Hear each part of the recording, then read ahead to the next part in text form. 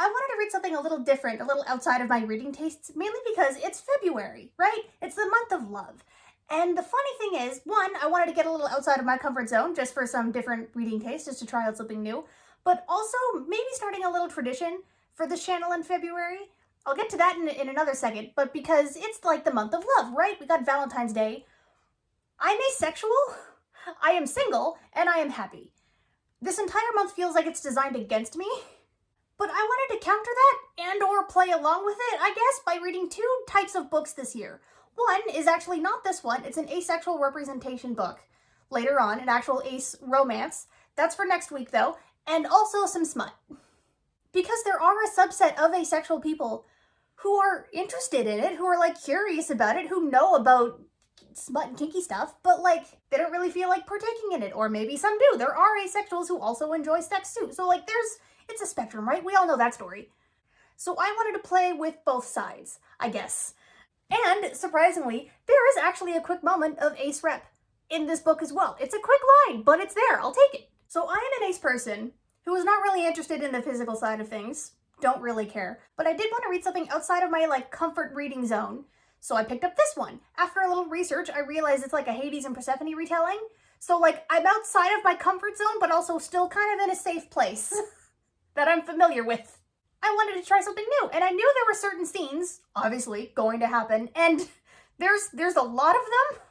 I knew there was a lot. There was more than I thought there would be, but like I'm not surprised, but also like there was a lot.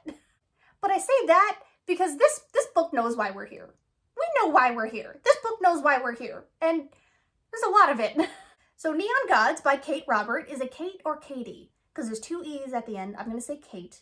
Correct me if I'm wrong. But Neon Gods is a Hades and Persephone retelling, but in this world, it's modern day, and Olympus is like a New York-styled city, divided up into like two sections, the upper and the lower city, divided by a river conveniently named Styx, with just a couple of bridges over it. And the main character we start off with is Persephone, right?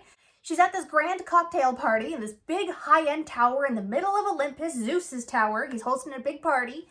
And yeah, it turns out this is her engagement party to Zeus that no one told her about, that Demeter, her mom, didn't tell her about, that Demeter kind of set all of this up, didn't tell her daughter, and Zeus in this one killed his past 3 wives. Zeus is dangerous here. Like, Zeus is always dangerous, but a modern day Zeus is very scary. Thankfully, separation from the myths, you know, because it's like a retelling, right? Well, one of the changes is that Zeus is not Persephone's dad. Thank the gods for that. But also, what the fuck, Mom? So trying to keep up appearances, trying to not like panic in public because there's gossipers and there's paparazzi and there's camera flashes everywhere, like Hollywood style paparazzi constantly in her face. That's the life she kind of grew up in, basically. And that Demeter kind of made worse by getting elevated to her status. That's a whole other thing.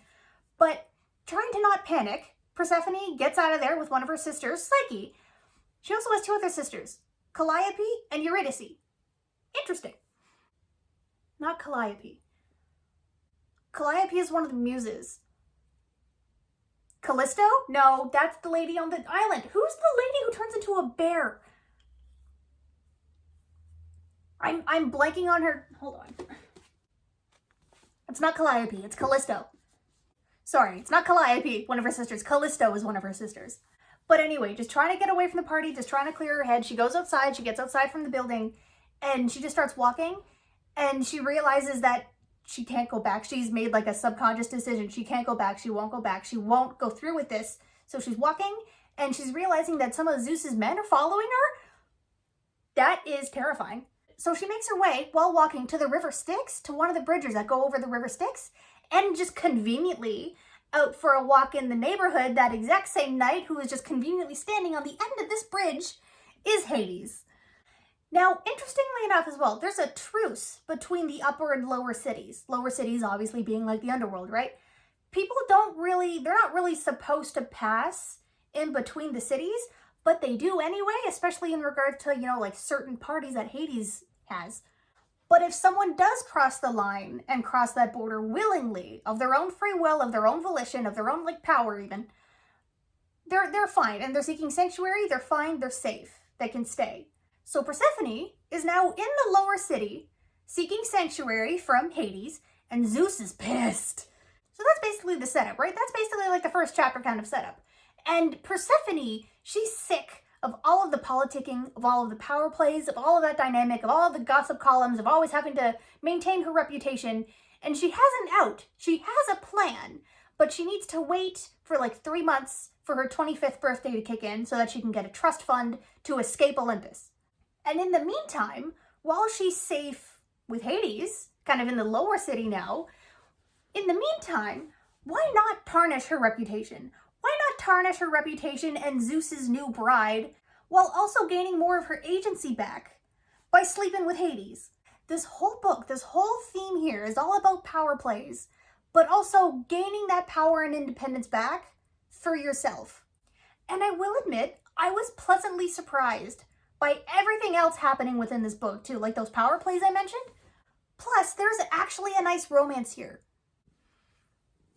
Sorry, I might have to talk kind of around a cat because I also just got home from work and they want attention. Because Hades is actually worried about her comfort and health. And even noticing that Persephone has kind of been like neglecting her own. He makes sure that she picks out a safe word, and he insists that once she says the safe word, he's done. Everything will stop. And that she's comfortable with everything they're going on, with the whole deal that they set up. And there's even a moment where he can tell through body language of hers that she's actually not comfortable with something. And then he pivots. He doesn't draw it out. He doesn't make it awkward. He just pivots and says, no, I changed my mind. We're not going to go through with this. Again, to make sure she's comfortable. And she does catch that. She's appreciative. And vice versa, Persephone notices how like rough around the edges Hades is, sure. But also how he's almost like even super lonely, for one thing, because obviously in this kind of a story, in this kind of a fun little romance of our tragic men, he's obviously lonely, but he's also like super paranoid about his own like safety, and she helps connect with him in that regard. She helps make sure that he feels safe as well. Plus they get puppies together. Oh my god, that's just cute. They adopt 3 puppies together. One is Cerberus, because of course, and the other is Scylla and Charybdis. They adopt puppies. Okay, so from here, quick note, I want to get into some vague spoilers. Nothing big, nothing plot detail-wise, just a couple of like moments, a couple of little details I wanted to talk about. Nothing huge. But we also get to meet Hermes and Dionysus, who kind of just show up in Hades' house. Like, they're best friends. Hermes and Dionysus, they're a thing. They're best friends. And they just kind of show up in Hades' house, and no matter how many times he checks the locks, Hermes always gets inside. That's hilarious. They're both great, and they both regularly frequent Hades' like fun little dark sex party nights, because it's through those parties that he kind of maintains his own reputation and image to make himself seem like scarier than he actually is. Again, power plays, dynamics, reputations, imagery, whole thing here. Well, Hermes and Dionysus, they're actually Hades' friend. They see through that. They know he's actually, like one of the good guys. And interestingly, Dionysus is not interested in the physical aspect of things. But he still goes to those fun little kiki parties anyway, because he's, like, supportive. He'll go to watch and, like I said, be supportive, but he's not interested in doing it himself. They're surprisingly ace rep in this, with Dionysus of all people, but okay, I'll take it. I did not think, like, Athena would ever go to one of those parties, so Dionysus going to one of those, like, rave-like parties makes sense. So along with Hermes and Dionysus, there are other gods we meet. There are other ones that we meet. There are other figures. Like I mentioned Demeter. I mentioned Psyche as Persephone's sister. But interestingly, the main ones, the like 12 Olympians plus Hades, the main ones there, they earn their names. They earn their names and their titles. And Zeus is just the current Zeus and a long line of them. And it's the same with Hades. And others are even like elected into their positions. Like Demeter is elected to be the next Demeter.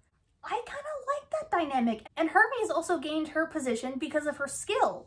Also, side note, yeah, Hermes is a her. Hermes is a black woman here. Cool. And with all of that, with all of them, with all of the 13 and the main Olympians, right? There's so many political machinations going on.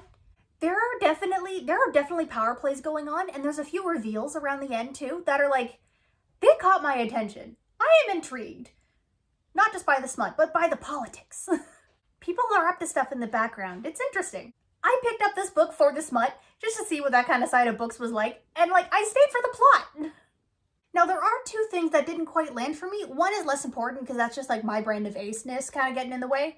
But I will admit, some of the sex scenes, kind of around the latter half, they got a little repetitive after a while. I wasn't bored, but they were a little repetitive. Most of them were narratively important. You know, Hades and Persephone testing the waters, experimenting and uncovering things about each other. But there were a couple, in between where I'm okay. And secondly, those god characters, they're all gods and goddesses, right? They keep calling themselves actual gods. And Olympus here is, like I said, it's a New York styled city just because it's modern day, but it does feel separate from the real world. It does feel separate from Earth. Persephone mentions California and how she wants to go there, but it seems separate. And there's even a barrier, some magical barrier that separates the upper and the lower cities, which the river Styx kind of symbolizes, and Persephone has to fight her way through it. But they don't have powers. And they don't really have much association with the mortal realm, except Hermes, but that can also be chalked up to her just being really good at picking locks and imitating voices. So I don't know if Hermes actually has teleportation powers. They can die too, like normal people. They do have their mythic associations around them, Hermes is the messenger, Demeter is the one who restores food to the cities and distributes it around, but more in a high-end manager sense. But there's really nothing separating them from normal humans. They call themselves gods. But I don't think it's in a metaphorical sense. But then there are other times where Hades is calling Persephone a dark goddess in a metaphorical sense. I think they are just normal humans with a Greek myth skin over them.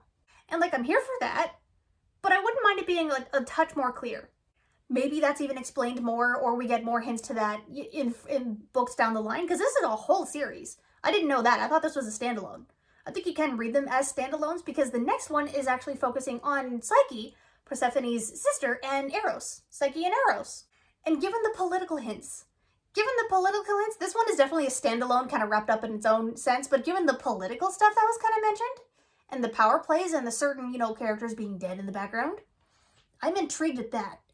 Anyway, yeah, Neon Gods by Katee Robert was a very pleasant surprise. I intentionally picked it for the smut, and I got a nice romance out of it.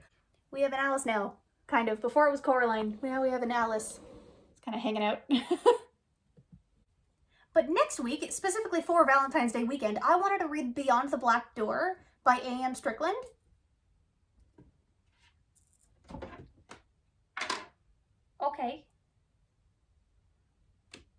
Okay. Because that is a fun sort of classic fantasy for me, with specifically asexual representation. The main character is ace. And I wanted to do a bit of both this month. And that's the main tradition that I wanted to start for this channel. When it comes to Valentine's Day or asexual representation month, I specifically want to read romances around asexual characters. This was just a fun detour to kind of start off on the opposite side of the spectrum, but with a surprising hint in there of ace rep. So like I said, I'll take it. So yeah, feel free to like and subscribe, and I'll see you later.